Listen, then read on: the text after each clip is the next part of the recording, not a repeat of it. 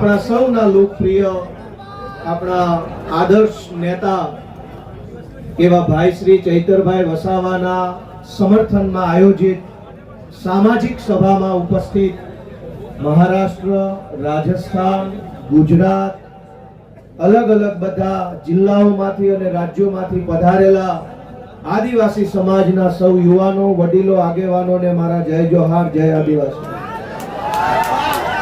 મંચ ઉપર ઉપસ્થિત ગુજરાતભરના આદિવાસી સમાજ માટે હંમેશા જેઓ લડે છે એવા ભાઈ શ્રી આનંદભાઈ પટેલ, હંમેશા જેમણે ચૈતરભાઈની સાથે ખભે ખભો મિલાવી અને ગુજરાતભરના મુદ્દા ઉઠાવ્યા છે એવા શ્રી ઈશુદાનભાઈ ગઢવી, ચૈતરભાઈની સાથે મળી અને આદિવાસી વિસ્તાર માટે, અમારી પાર્ટી માટે, ગુજરાત માટે હંમેશા જેમણે કામ કર્યું છે એવા ભાઈ શ્રી મનોજભાઈ સોરઠિયા, મહારાષ્ટ્ર અને રાજસ્થાનથી પધારેલા આદિવાસી સંગઠનોના સૌ આગેવાનશ્રીઓ, નિવૃત્ત આઈએએસ સાહેબશ્રી, બધાયનો પહેલા તો હું ખૂબ ખૂબ આભાર વ્યક્ત કરું છું કે આ મુશ્કેલ ઘડીમાં બધાય એક થઈને ભેગા મળીને ચૈતરભાઈની સાથે ઊભા છે.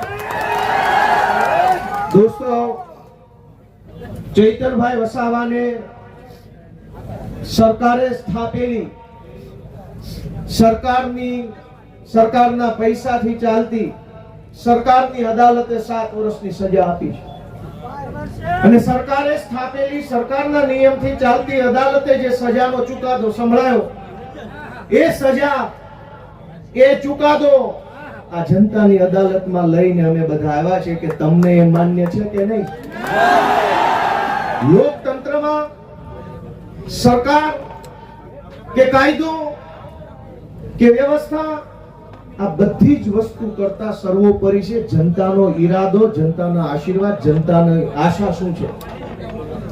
સરકારની પોલીસ સ્ટેશન, સરકારના સરકારી વકીલ, સરકારની ફોરેન્સિક લેબોરેટરીઓ, સરકારનો ફરિયાદી, સરકારની તપાસ, સરકારનો દલીલ, સરકારનું બધું જ, પણ જનતાની અદાલતમાં સરકારનું ના ચાલે. આ જનતાની અદાલત ભેગી થઈ છે, આદિવાસી સમાજની અદાલત છે. ચૈતરભાઈને સરકારની અદાલતે અને સરકારે ભેગા મળીને જે કાંઈ ન્યાય અન્યાય કર્યો એનો સાચો ન્યાય આદિવાસી સમાજની અદાલતમાં થવાનો છે અને નિર્ણય આજે અહીંથી આપણે કરીને જવાનો. દોસ્તો, સરકાર એમ કહે છે કે ચૈતર વસાવાને 7 વર્ષની સજા. આ જનતાની અદાલતના કરોડો ન્યાયાધીશો તમે અહીંયા ઊભા છો, તમે કહો તમે શું સજા કરશો ભાજપને? જો ભાજપની સરકાર ચૈતર વસાવાને 7 વર્ષની સજા કરે તો આ આદિવાસી સમાજની અદાલતમાં ભાજપને 70 વર્ષની જેલની સજા આપણે કરવાની થાય. આવનારા 70 વર્ષ સુધી ભાજપનું બટન નહીં દબાવવાનું અને એને સજા આપવાનો નિર્ણય આજે આ જનતાની અદાલતમાં થવો જોઈએ. લોકશાહીમાં જનતાથી મોટું હોય કોણ? જનતાથી મોટું કોણ? જનતાથી મોટી પોલીસ નહીં, જનતાથી મોટું જંગલ ખાતું નહીં, જનતાથી મોટા મુખ્યમંત્રી પણ નહીં, સૌથી મોટી જનતા. અને જનતાએ નક્કી કર્યું કે અમારો નેતા ચૈતર વસાવા છે. દોસ્તો, એટલે આ સજા માત્ર ચૈતર વસાવાને નહીં, જનતાને છે આ સજા. કેમ કે જનતાએ નક્કી કર્યું ને અમારો નેતા ચૈતર વસાવા. તો કરોડો લોકોને જે ચૈતર વસાવા ઉપર વિશ્વાસ છે, કરોડો આદિવાસીઓને જે ચૈતર વસાવાની ઉપર આશા છે, એને જેલમાં પૂરવાનો અર્થ એ થયો કે કરોડો લોકોને ભાજપની સરકારે સજા આપી છે કે તમારી પાસેથી તમારો નેતા છીનવી લીધો. અરે ભાઈ સાહેબ, કેટલા વર્ષો પછી ભગવાનના આશીર્વાદથી, પ્રકૃતિના આશીર્વાદથી, વડીલોના આશીર્વાદથી, હજારો વર્ષો પછી એક લડાયક ચૈતર વસાવા જેવો નેતા આપણા ગુજરાતના આદિવાસી સમાજને મળ્યો. અનેક લોકો ધારાસભ્યો બન્યા, સાંસદો બન્યા આદિવાસી સમાજના મત આધારે, પણ આદિવાસી વિસ્તારોમાં ચાલતી નકલી સરકારી કચેરીઓ ઉપર પહેલી વખત બોલ્યું કોણ? ચૈતર વસાવા બોલ્યા. અનેક લોકો આદિવાસી સમાજના મતના આધારે સાંસદો, મંત્રીઓ બન્યા, પણ આદિવાસીઓની જમીન ઉપર વિવિધ કંપનીઓ લાવી આદિવાસીઓને ખદેડવાનું કામ કરતા હતા. એની વિરુદ્ધમાં પહેલો મજબૂત અવાજ ઉઠાવ્યો કોણે? ચૈતર વસાવા. કેવડિયામાં, તાપીમાં, છોટાઉદેપુરમાં ડાંગ જિલ્લામાં ચારો તરફ કંપની કંપની, થર્મલ પ્રોજેક્ટ, ફલાણો પ્રોજેક્ટ, ઢેકણો પ્રોજેક્ટ, આ તમામ પ્રોજેક્ટના નામે આદિવાસીઓને ઘર વગરના, જમીન વગરના, શિક્ષણ વગરના, આરોગ્યની વ્યવસ્થા વગરના કરવાના ષડયંત્રને રોકવાનું કામ કર્યું કોણે? ચૈતર વસાવાએ કર્યું. અને સરકારના પેટમાં તેલ રેડાયું કે આ ચૈતર વસાવા આદિવાસીઓને કાં આટલો બધો જાગૃત કરે છે? કેમ આદિવાસી યુવાનોને જગાડે છે? કેમ સુતેલા? ક્યાંય પણ એક સેકન્ડ પણ આપણે બધાએ, હું અને તમે ભેગા મળી એકલા નથી પડવા દેવાના. જ્યાં જરૂર પડે, જેવી જરૂર પડે, જ્યારે જરૂર પડે ત્યારે આપણે બધાએ સાથે ઊભું રહેવાનું. અમે બધાએ આજે સાથે છીએ. ચૈતરભાઈ સાથે બહુ પારિવારિક સંબંધ છે મારે. આમ તો હું જે કંઈ બોલું છું આજે બહુ દુઃખ થાય છે. વિધાનસભામાં ચૈતરભાઈ મારી બાજુમાં બેસે, અમે ખૂબ વાતો કરી, મારી બાજુમાં ઊભા આદિવાસી સમાજના અધિકારો વિશે પૂરી તાકાતથી બોલતા હોય છે અને એટલું સરસ રીતે આમ છાતી કાઢીને સરકારની આંખમાં આંખ નાખીને કહેતા હોય છે કે ભાજપ વાળાને ગમતું નથી. ભાજપ વાળાને એ વાત ગમતી નથી કે એક આદિવાસીનો છોકરો વિધાનસભામાં ઊભા રહીને મંત્રીઓની ફોજ, મુખ્યમંત્રી બેઠા એની સામે આંખમાં આંખ નાખીને બોલે છે કે આ જળ જમીન જંગલ અમારું છે, તમને નહીં ઘૂસવા દઈએ.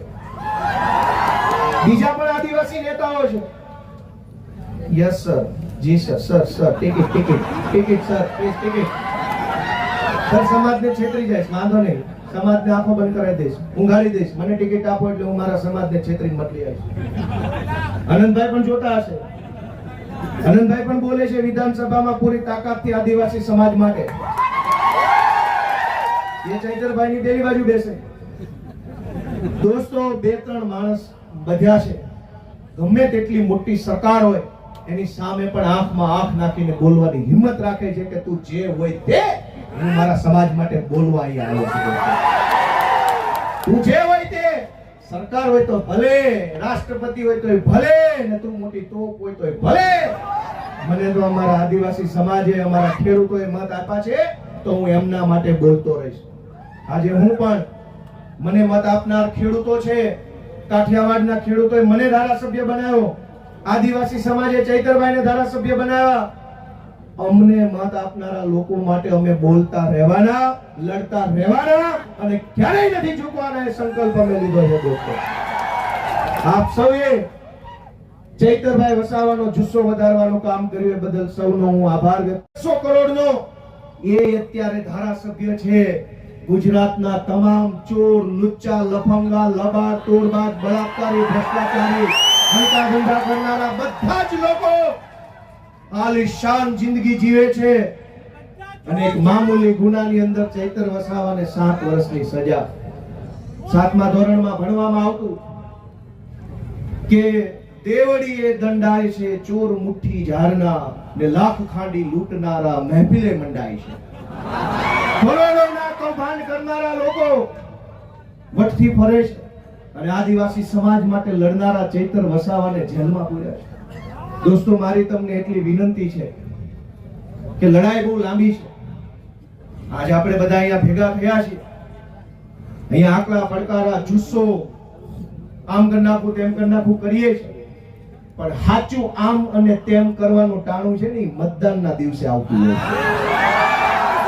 લોકશાહી છે, આમ તેમ જે કાંઈ, અને નર્મદા જિલ્લા વાળાએ તો આમ તેમ કરીને બતાવી દીધું છે. જો આમ તેમ કેમ થાય નહીં, ગઈ ચૂંટણીમાં કહી દીધું કે આમ થાય. બહુ ચોટાટા ઝૂકેગા નહીં સાલા. કઠા પાડી દીધા. વડાપ્રધાને અહીંયા સભા કરી, ગૃહમંત્રીએ સભા કરી, પ્રદેશ પ્રમુખે કરી, પણ નર્મદા જિલ્લાના આદિવાસીઓએ કીધું ઝૂકેગા નહીં સાલા. આને કહેવાય અસલ ટાઈગર. પણ દોસ્તો, હું તમને છેલ્લી 2-3 વિનંતી કરીશ કે ચૈતરભાઈનો ગુનો શું? આ ભાજપ વાળા ટીવીમાં, સોશિયલ મીડિયામાં ચૈતરભાઈને બદનામ કરવાનું કામ કરે કે એને વન વિભાગ વાળાને આમ તેમ કહી દીધું, ધાક ધમકી કરી લીધી. તમારા વન વિભાગ વાળા, તમારા પોલીસ વાળાએ અમારી હારે જે ધાક ધમકી કરી છે ને એની સજા 700 વર્ષ આપો તો ઘટે એમ છે. આખા ગુજરાતમાં સરકારી માણસો જનતા હારે કેવું વર્તન કરે છે. સરકારી મામલતદાર, સરકારી પીએસઆઈ, સરકારી ટીડીઓ, સરકારી પ્રાંત, સરકારી આરએફઓ, આ બધા જ લોકો રાજ્યની નાની નાની જનતા સાથે કેવું વર્તન કરે છે? ઈ વર્તનની જો સજા આપવા બેસીએ ને તો એકેય માયનો લાલ ઓફિસમાં બેસી નહીં શકે, બધાને જેલમાં પૂરવા પડે. ચૈતર વસાવાએ 4 શબ્દો શું કીધા તો માઠું લાગ્યું. પણ દોસ્તો, ચુકાદો હવે જનતાની અદાલતમાં લાવવાનો છે. તમારે નિર્ણય કરવાનો છે કે આજ ચૈતર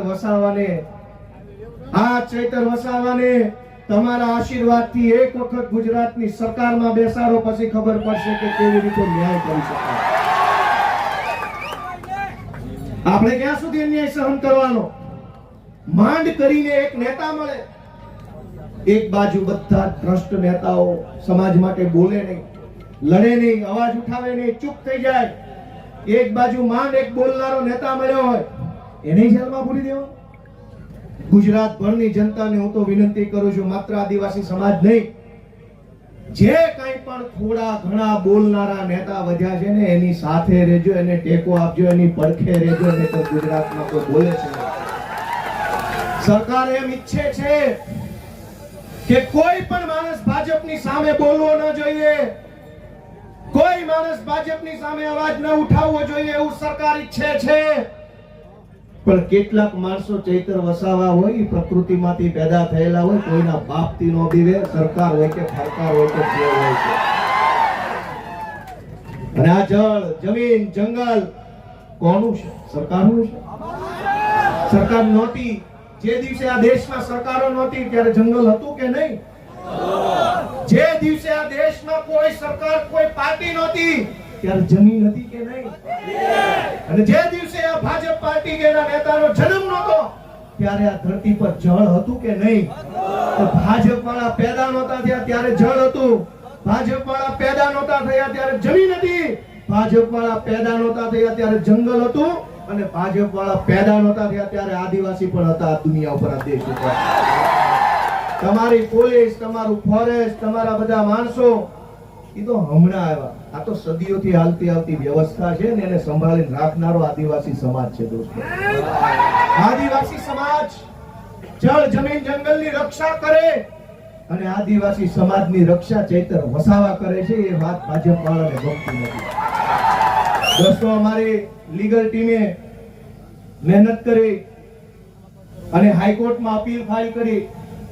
જે કંઈ પણ ખેડૂતો, બહેનો, ચૈતરભાઈ અને શકુંતલાબેન સિવાયના બીજા જે કાંઈ મિત્રો જેલમાં છે અને ચૈતરભાઈ સહિત બધાય એમની અપીલ હાઈકોર્ટમાં ફાઇલ કરી અને શકુંતલાબેન જે નાનું બાળક છે એમને હાઈકોર્ટે છોડી મૂકવાનો આદેશ આપ્યો છે. આપણા માટે બહુ સારી બાબત કહેવાય.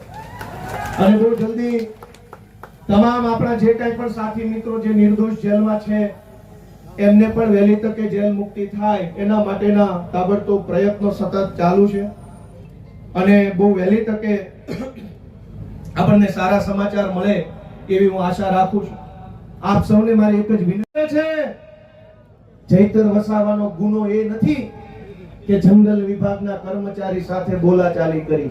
ગુનો તો એ છે કે જંગલની જમીન તમારી છે અને તમને અપાવવાની છે એવી જાગૃતિ સમાજમાં લેવાની. ચૈતર વસાવાએ જો બીજા ભાજપના આદિવાસી નેતાઓની જેમ રૂપિયા બનાવ્યા હોત તો જેલમાં હોત કે ઘરે હોત? એક છે મોટા કદાવર આદિવાસી નેતા, 2000 કરોડનું મનરેગામાં કરી નાખ્યું.